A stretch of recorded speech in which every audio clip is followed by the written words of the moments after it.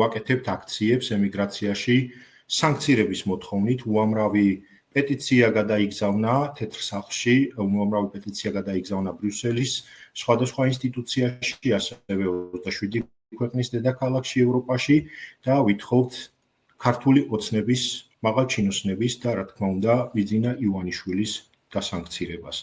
ამავდროულად ვითხოვთ იმ ცრუ მოწმე პოლიციელების დასანქცირებას, რომლების მხოლოდ ნაწილია დღეს აქ სურათით წარმოდგენილი, თუმცა შემდეგ გადაცემებში აუცილებლად გაჩვენებთ დანარჩენ სურათებს.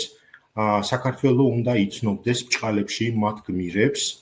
ასევე ვითხოვთ ამ მოსამართლეების დასანქცირებას. ყველა დასაბუთება ამ პეტიციებში უკვე ასახულია, ყველაფერი გადაგზავნილია იქ, სადაც საჭიროა და მთავარია, რომ ყველა ერთად ვითხოვდეთ ამას, მათ შორის საქართველოში და საქართველოში